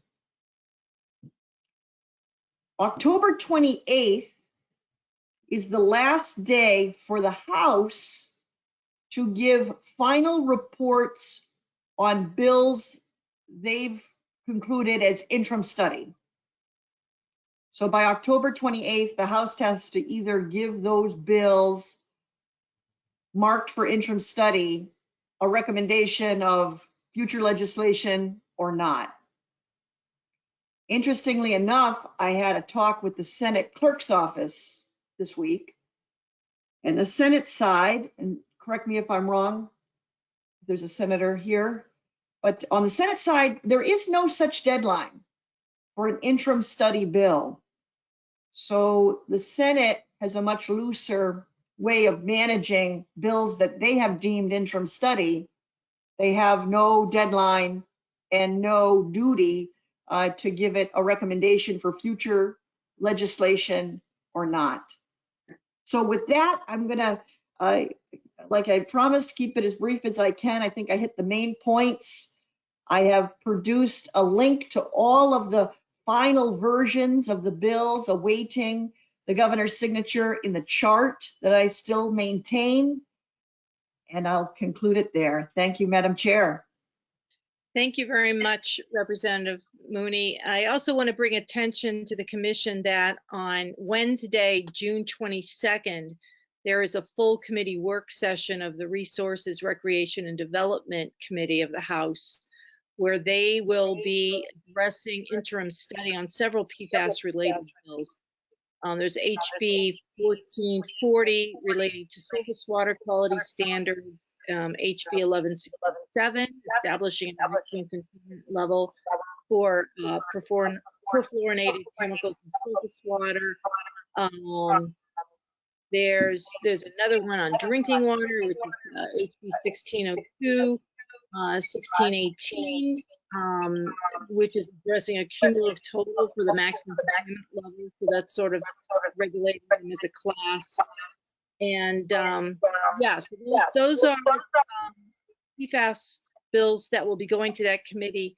And as Representative Mooney stated, their recommendation of whether those bills should go forward in the next term or not will be important. So I plan to attend that. I can give you an update at our July meeting. Any questions for Representative Mooney? Oh, yes, Ms. Allen.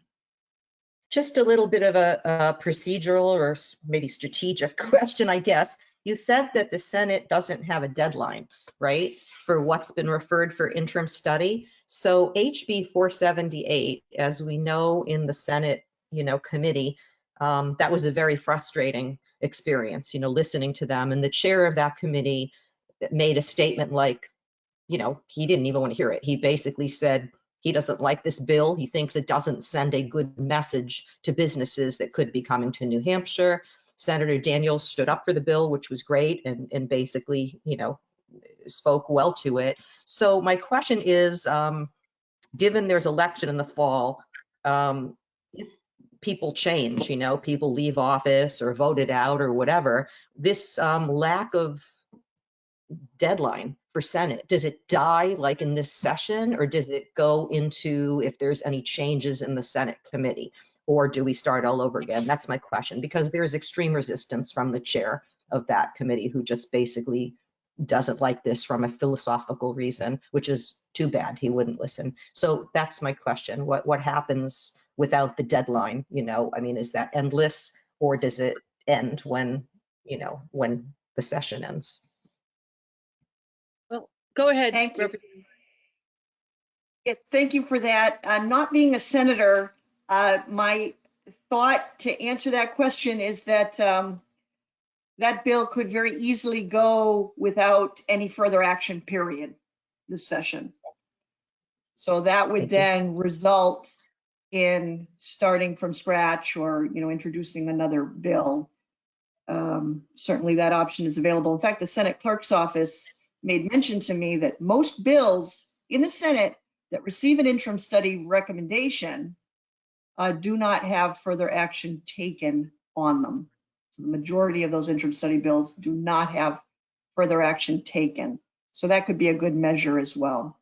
On another note, the chair of that committee, it was interesting, the discussions that happened in the Senate Energy and Natural Resources Committee. My take from the chair of the committee and the vice chair, who I spoke with at length afterward, was not so much they are disinterested. They were very sympathetic, but again, trying to overcome that hurdle that they're not interfering with contractual relations and court isn't the way to go was the big hurdle once again in the Senate. So that's my take on that. Yeah, I concur with Representative Mooney. Essentially, after the election, there's a clean slate. Any bills can come forward. They're not beholden to any action of a previous, general court members. Okay, I'm going to move along then. I had asked, Ms. Mesmer had submitted some questions offline of the last commission meeting to Ms. Beam from the Air Resources at NHDS, and I felt that her response would be of interest to all commission members. So I asked Ms. Mesmer if she could give a summary of that interchange, just to educate us all on what's going on from an Air Resources perspective. Ms. Mesmer? Sure. Yes, thanks. Yes, so we had I had a bunch of questions after our last meeting for Ms. Beam. She very nicely responded in detail a couple of days ago. So I haven't had a full chance to really digest all of the responses in full, but the questions I had centered around the fact that stack testing is conducted once a year. The company knows when DES is coming. DES conducted a post-stack testing inspection in January, according to Ms. Beam. But I'm concerned about the fact that, it happens once a year, they know we're coming, and what happens the rest of the year. So some of my questions were around that, especially given the fact that the current permit only addresses 2 regulated compounds, and Mr. Wimsatt told us that we think that will be addressed in the following permit after the temporary permit expires, so that's good. But as Lorene said earlier, the stack testing results tell us that it isn't completely destroying all the PFAS like the community and the commission was told. And not to say that there's something a bad reflection on DES, but it is a reflection on the fact that the technology is not completely destroying the compound. So there are still at least 19 PFAS chemicals coming out of the stack based on that one-time sample event. There is a concern about that because we know, as we had said earlier, that EPA had found 190 PFAS chemicals coming out of those stacks. then you look at the rainwater samples, and the rainwater samples are only being analyzed for 24 PFAS compounds. The stack emissions are only being analyzed for 49 PFAS chemicals. So there's a big set of PFAS chemicals coming out of the stacks. There's a smaller set that we're analyzing for in the stack emissions, and an even smaller set in the rainwater samples. And then when you look at things like, there was a question about formulation samples and the PFPRA that was detected, and that isn't being analyzed in the formulation either. So it's possible that there's a lot of other stuff. The formulation samples, I should say, are the ones that were collected in the dip pan. So it's supposed to be most representative of the raw materials that were going into the stack testing inlet. So in those, that again is a smaller set of analytes. So, and then we look at only regulating 2 of the 4 that are supposed to be regulated. So we're really like, this is really ratcheting down the list of what the potential could be in the future of exposure. So that's a lot of where my comments and questions were centered. I think the rainwater samples should be expanded, the list, to include, as close as we can get to 190 compounds, as well as the SAC testing. Other concerns I had were that not all the production lines were being funneled into the RTO. The comment was that from Ms. Beam was that they're not known to have PFAS, but based on the fact that we don't have a lot of trust in our community or our state with what has been told to us, I was a little disturbed about the fact that, they didn't think that the bypass should require reporting. And that is an issue that we have been concerned about here in the commission, is the use of that bypass, which has been used for 45 hours since the system was started up. And the feeling that they don't feel that that needs to be regulated doesn't make me feel really like I can trust them. So a lot of these questions are kind of getting at, yes, there's a lot of processes in place and DES is following that, what they have to follow, but is that enough for us? And that's where I have some concerns.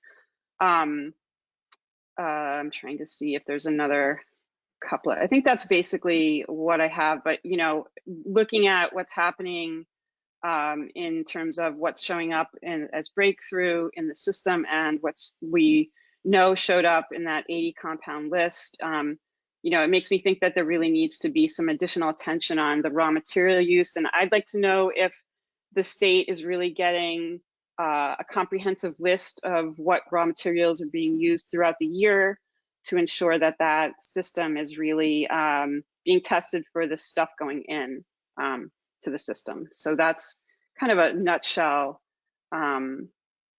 of my assessment of that so far. Okay, are there any questions? It may be worthwhile to have Ms. Beam come back to address the commission on some of these particulars, particularly as we are approaching a legislative calendar where we can take action as legislators to submit bills. So that will be a focus, as I've mentioned before, in the next couple months. We'll get into that calendar later, but I want to be very well prepared in September that the legislative members on this commission will be positioned to submit LSRs if based on the work we've done. I don't want it to be a last thing. Yes. I have one additional comment I forgot to add. So one of my concerns is that there should be an external data validator involved, because currently all the information that we get is from a consultant that was hired by Saint-Gobain.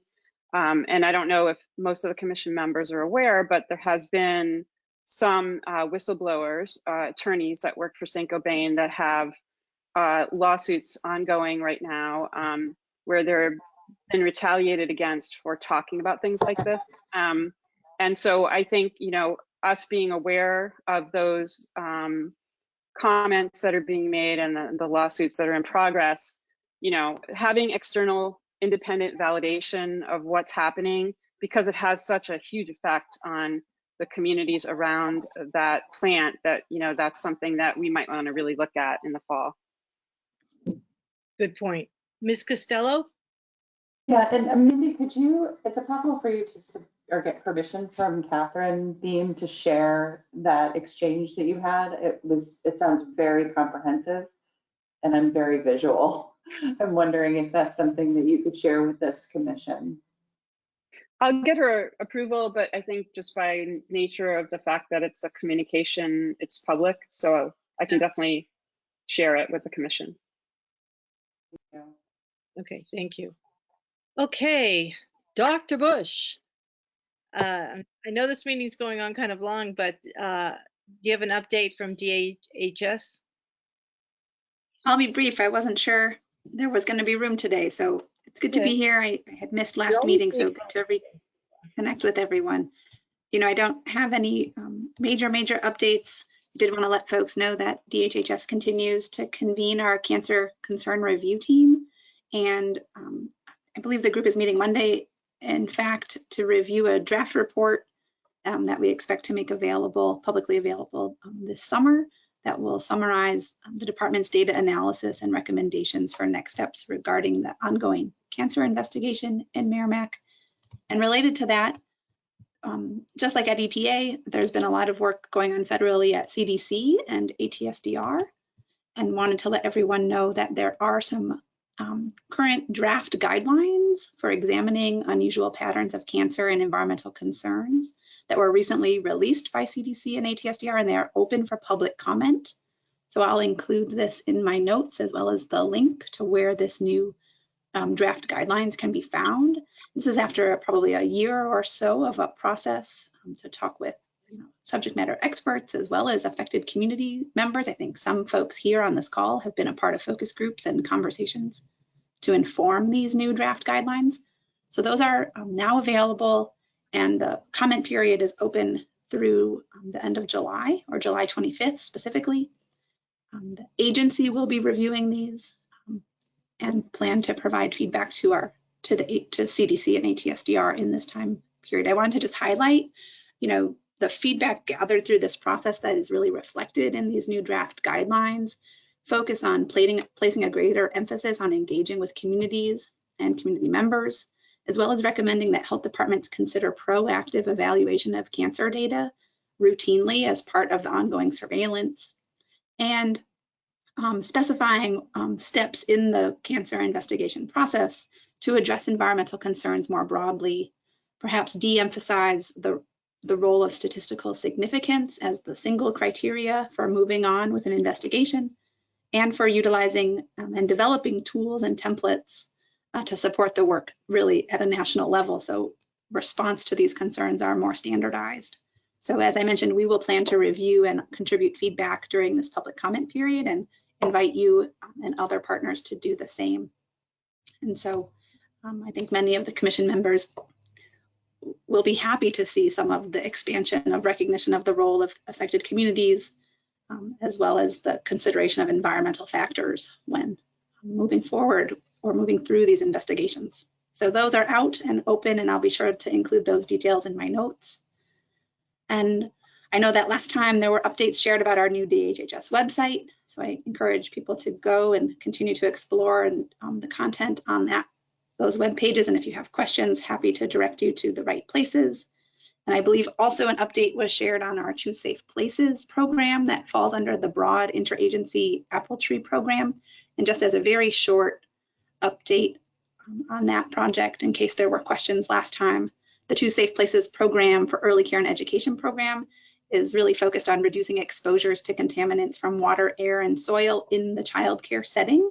And we just recently launched in May what we're calling a well water sampling project to provide free water quality testing and treatment funding opportunities to childcare providers across the state that are served by a private well. And so they have now been invited to participate. I think about 20 facilities have registered to participate so far, and we'll be working with DES to then coordinate those samples, thus the actual sampling, to make it as convenient as possible. And for the interest of this commission, the panel will include a full set of PFAS, as well as sort of the standard contaminants plus radon and VOCs. So it'll be a quite comprehensive data summary around well water quality of childcare facilities. So that will be ongoing through the summer. And we hope to really be able to recruit, have a high return rate or a high participation rate of these childcare facilities. There's approximately 75 facilities we estimate to be served by a small private well that does not qualify as a public water system. in the state. And so those are really our target for this project. Those are all my updates, and so I'm happy to take any questions or. Dr. Bush, I have a question. Those childcare facilities, can those include in-home facilities, like an in-home childcare provider who's been, who's licensed with the state? Yep, so our focus is the universe of all licensed childcare facilities, and then those that are serving 25 or fewer served by a private well because they do not qualify as a public water system. Do you have any communication on that I can share with my community? I suspect there has been a jump in those in-home childcare providers post-COVID or even during COVID. It would be great if there was a graphic or something announcing that testing opportunity that I can share. If you have one, if not, I can just take what you've, a text from your comments. No, I can share our invitation letter, and we also developed, I think, a 2 or 3 page FAQ to try to really. That would be great. That would be great. Encourage this, and just keeping in mind the eligibility criteria that it is for those smaller facilities that serve fewer than 25 people. Okay. And so, but yeah, I'm happy to include the example invitation letter in our FAQs. Okay, thank you. Ms. Mesmer? Yeah, thanks for that update, Katie. So on behalf of people that have been asking questions about this, I really like what I hear about not only including non-significant cancers, but also some of the other things you mentioned. And some of that is the basis for the questions that I get from people is why, because I live in Bedford, it doesn't seem I'm getting the attention in this, the kidney cancer results that came out. People are asking, they're not getting follow-up calls. They're wondering why they're not being included. And what's the status of making sure that we capture all of the people that live in, they say that, some of the areas are even more exposed than some of the areas in Merrimack. So within the consent decree area. So I'm just wondering how DHHS is going to follow through with those individuals. Yeah, I think that as the CCRT, the Cancer Concern Review Team, finalizes this report and it moves through the approval process, I expect that this will document an explicit case definition to include the geographic area, the time period, and the outcomes of interest that will become the case definition for further follow-up. And so that's where we would then determine which geographic areas would be part of further investigation. So I expect that to be called out in this report. And I encourage you to submit comment that support those details in the new investigation protocol. I forget exactly, there's a line in there, that says upon review, the geographic area may be expanded in line with, known environmental exposures. And so consistent with your feedback. So that would be the line to perhaps support and show support for. But I know that the ongoing investigation in Merrimack, sort of the concrete definition of that case definition is something that is being discussed and will be clear in the final report, or this interim report, I should say. So a follow-up then. So the state is looking at other communities around there in terms of the exposure or the rate of cancers, and then not just the kidney cancer, but focusing on more than the ones that may reach almost near statistical significance? No, I don't think I can answer that right now, Mindy. So I don't have the answer to that question, but I expect that will be clarified in the report when it's available. Thank you. Dr. Bush, I have one follow-up question that just kind of came to mind. As far as the child care facility testing, that those that are on private wells, will the test be done on water at the well or as it comes out of the tap? When it comes out of the tap, because that's our primary point of interest, what the water, the water being consumed. Yeah, I'm glad to hear that, because I know in Merrimack we've had some issues with like lead may be very low going from the well, but it's picking up lead in the plumbing. And so it's good to know that it's going to be at the tap. Yeah, and our tests will be conducted on the primary faucet used in a childcare, but we are coordinating with the program responsible for sampling for stagnant lead in all taps. And so those samples will also be collected from all taps within a facility. And that's a coordinated effort across the agencies. All right, We thank you. just, as a funny aside, we did talk about, just the logistics sometimes of getting to those samples. And also if there's a treatment system in place, it will also be post-treatment system. It's really, the goal is to get at what people are drinking. Okay, thank you. Any other questions for Dr. Bush? Okay, seeing none, we'll go to subcommittee reports. Are there any subcommittee reports? No. No? Okay, we'll move on to, we have some really good news. I mean, I think you guys have known what a struggle it's been to get documents on our website. It's essentially been stagnant for over since COVID. Staffing issues at house support services.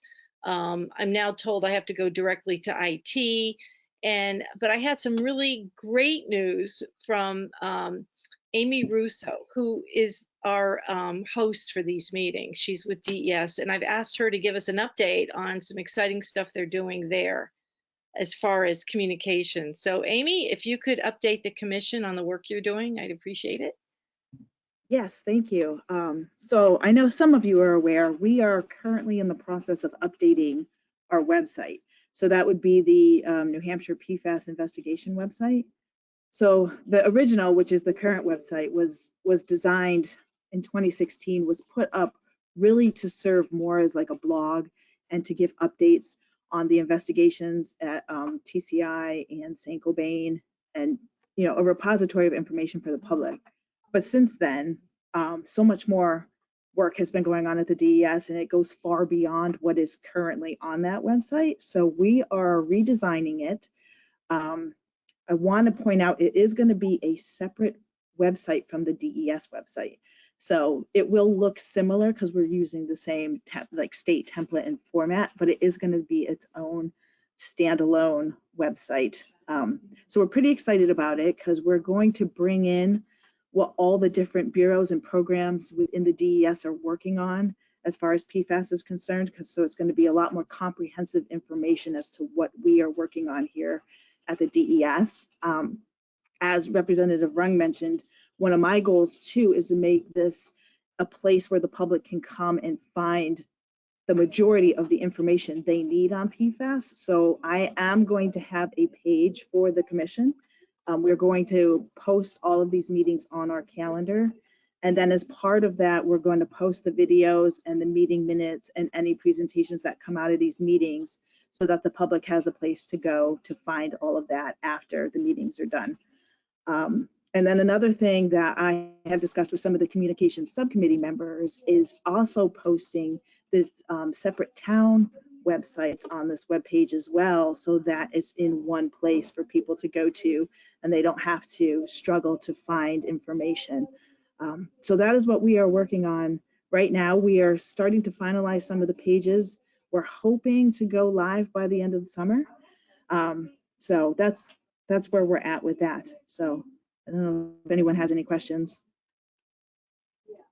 I'm so excited about that, Amy. It's even better than using the House Commission sites because people will have access to so much more PFAS information than comes from this commission.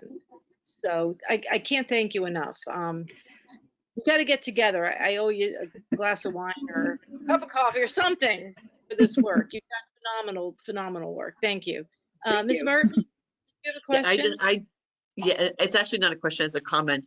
I just wanted to say how grateful I am personally to Amy, and the town of Merrimack is to Amy, because she is 1000% always accessible, always the first one to give us a heads up about a grant opportunity, a communication tool. I mean, I don't, and I say all the time, I don't know what we would do without Amy. So one of those people that people, residents don't see, and represents DES so well. And I am so thankful, and thank you, Amy, for this. One more thing on her plate, and I don't know how many. I still think she's twins, and she's just not telling us because there's way too much work for one person to do. And I just want you to know how much I personally appreciate it, and how much we talk about you in Merrimack and say what an asset to DES, and how we can't imagine how we would do what we do without you. So thank you so much. Yes, Well, thank you. I really appreciate that. Thank you. And I am here for all the other towns as well. So feel free to reach out as a resource. That is my role, and I'm here for you. And Nancy, I am a Gemini, but I do not have a twin. Okay.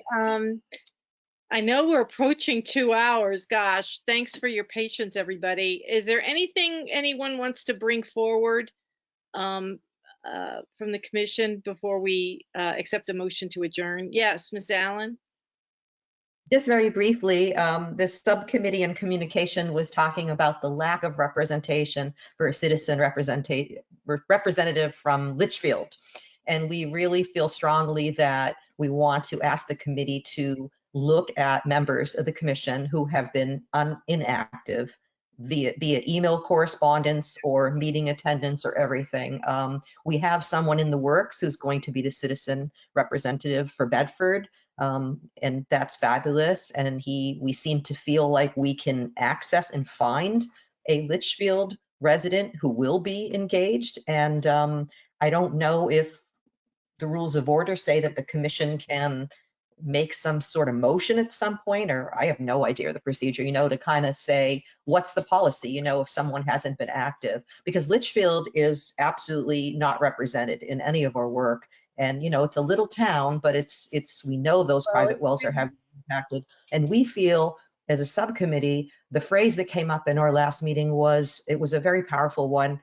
And we feel that we have an ethical obligation, as does the state, to really, really reach out and communicate and involve, engage everyone who's impacted, regardless if they're inside the inner boundary, outer boundary. It's the whole extent. We're all impacted by this. So that question I would just put before you, what to do about this lack of engagement, with the whole community. Yeah, thank you for that. I did follow up with Londonderry with the rep, and there was supposed to be some conversation at one of their town council meetings about getting representation, active representation, and I'll follow up with them. And then Litchfield, yeah, obviously, I'll take that on myself, Maureen, and report back at our next meeting. Speaking of which would be, if we look at the second Tuesday of July, that's July 8th. So we'll meet at 10 o'clock. Am I getting, Lorraine, you're looking a little confused. Am I not looking at the right calendar? We meet on the second Friday of the month at 10. You said Tuesday. That's sorry. I heard you say Tuesday, but the date is the Friday. Oh, I'm sorry. Yeah. I'm sorry. Maybe I did. Friday, July 8th. And at 10 o'clock will be our next meeting. All right, great. And with that, Ms. Murphy, did you have a question? Yeah, no, I was just going to add to regarding this, the communication subcommittee. I know that Michael Strand, the citizen representative from Bedford, is actually on the call. I think he's just on the phone. We're not seeing him, but, oh, yeah, but because he's I here. have been inviting him the last couple meetings. I just didn't know who was on the phone. He's here. Yep. Okay, great. All right, then. It's 11 o'clock. I'll entertain a motion to adjourn. So moved. Okay, made by Mr. Dunn. Thank you. Seconded by Ms. Murphy. All in favor, say aye. Aye. Great. We're adjourned. Thanks, everybody. Have a great weekend. Bye.